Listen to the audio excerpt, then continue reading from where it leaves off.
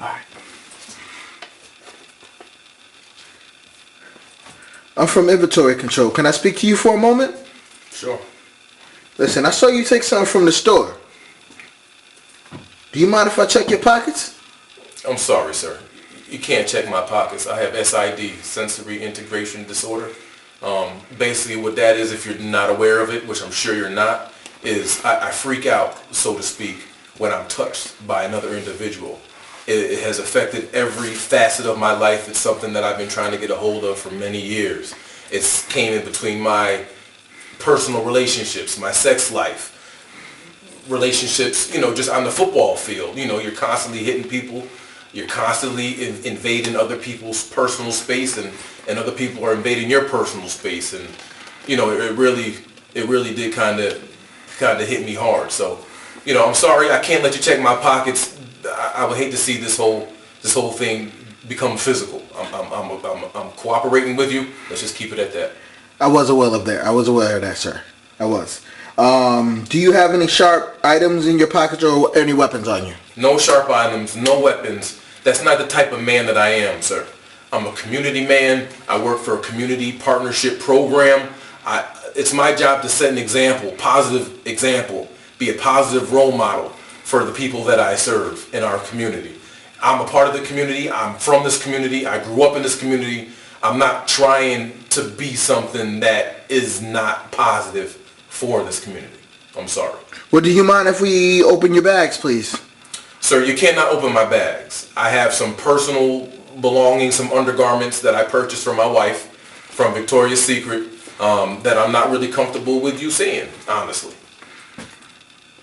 Well, what do you have in your bags? Again, I have some personal belongings that I bought for my life.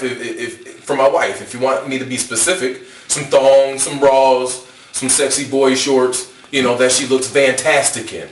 And I'm not sure if you're married or not, but I'm sure your wife can't touch my wife when it comes to this kind of stuff. But bottom line is, I know I'm getting off topic. The bottom line is, sir, the stuff in my bag is not for your eyes. I'm sorry. My wife is kind of hot. Thank you very much. What do you have in your shirt, sir? Nothing but chest, abs, and a little bit of chest hair. Listen, sir, I don't steal. I know you're trying a whole bunch of different angles and a whole bunch of different routes to get me to really admit to something that I just did not do, but I'm not that guy. I'm sorry. See, we got a smart guy here. All right. We have you on camera stuffing items in your shirt and your bag, sir. On camera, huh? I like the camera. I played football for a long time in front of the camera, but I'm sorry, sir, you don't have me on camera. See, this is where the whole reverse psychology thing get me to think that I'm guilty of something that I did not do. It really just doesn't work. I didn't do anything. Your camera doesn't have me doing anything. What I did was browse your aisles for some time and found nothing that I wanted, and I left your store, and now I'm here, okay? There was nothing of a criminal nature that happened, and you know that. Why I'm here is just a huge question to me. I'm sorry. I just don't get it. All right, look, Mr. Byrd, this is the second time you've been caught stealing in this store. Why do you continue to come back? The second time, huh? This is my second time. Yeah, this is the second time. Being questioned for stealing something. Not my second time stealing something, okay? I live 30 minutes away from here. I get around this side of town maybe once or twice a month. I'll be lucky to get to your store 2 or 3 times throughout the year. So for me to be accused for a second time of stealing something really makes me second guess really what the nature of your accusations are. So I'm sorry, sir. There is nothing that there is no reason, no just cause for me to be in your store still and in this room right now. All right, Mr. Byrd, I'm going to give you a chance. All right, where did you stash the merchandise and where did you take the merchandise? Once again, sir, your reverse psychology game is awful. There is no merchandise. There is no stashing of any merchandise.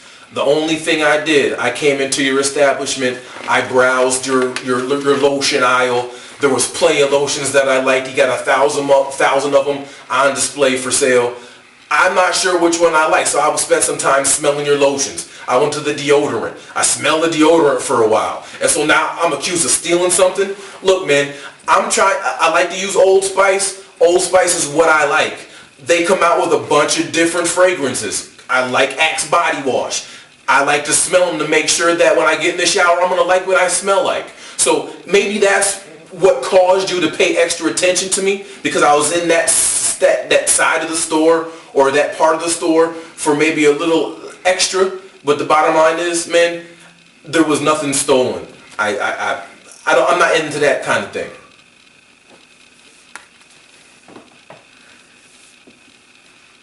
You know that we have you on camera stealing the merchandise, right, Mr. Byrd? Are you serious? Are you still telling me you got me on camera? Once again, there is no camera with me doing anything criminal in nature. There just isn't. I didn't steal anything. This store, I'm sure, has a great... The security in this store probably costs more than the damn store. Because honestly, the store really isn't that great. That's besides the point. The bottom line is, there is nothing that I have done of a criminal nature. Okay, so why did you try to leave the store without paying for the merchandise? Explain that to me. There is nothing to pay for, sir. There is nothing to pay for. I lost track of time. I'm here on my lunch hour, okay? I'm trying to get back to my vehicle, to get back to my job that has already talked to me about tardiness, both coming back from lunch and at the beginning of the day. I'm trying to avoid that. I came into your store, as I stated earlier, I was browsing around for a little while. I kind of lost track of time because I got caught up in smelling some of the fragrances or some of the body wash and deodorant and lotion and all this other stuff, okay?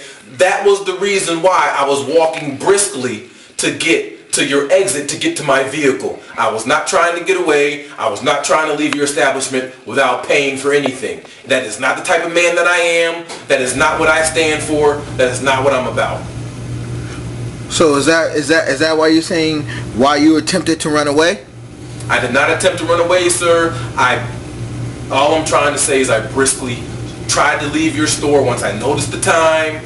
Try and get to my vehicle to get back to my job on time from lunch. You know, don't lie to me, Mr. Byrd. I will call the police. Now, where's the rest of the merchandise? Sir, again, the reverse psychology just does not work. There is no merchandise stashed.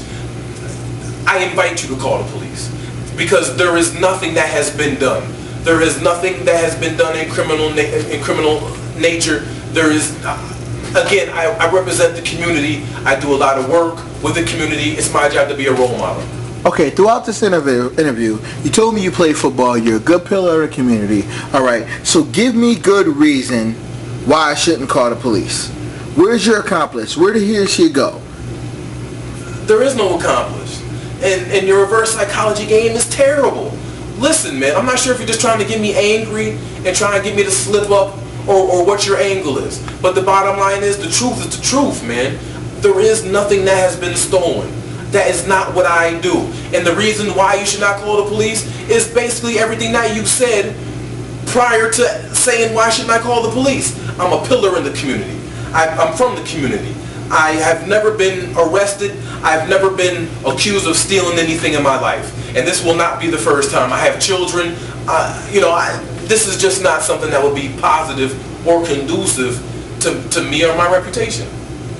Well, you know what, Mr. Byrd? I got to tell you, we got an issue here because we caught your accomplice, and she told us that it was all your idea. Oh, she did? Yeah. Really? Yeah. She, huh? Yeah. Listen, man, there is no she. I'm coming here from lunch.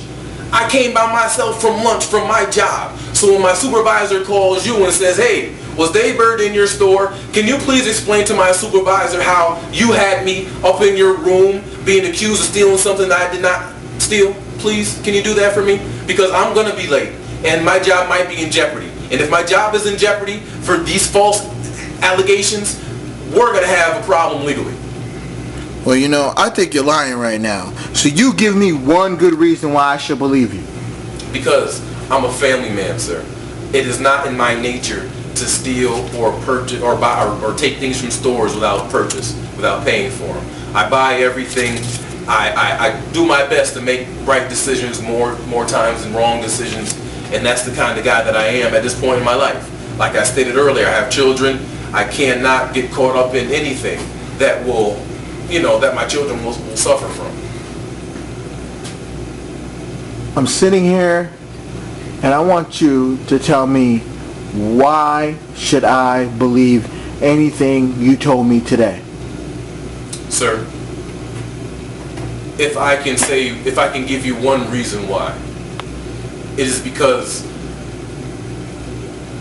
Schenectady is a tough place to grow up in. It's a tough place to live in, okay? I work in a community partnership.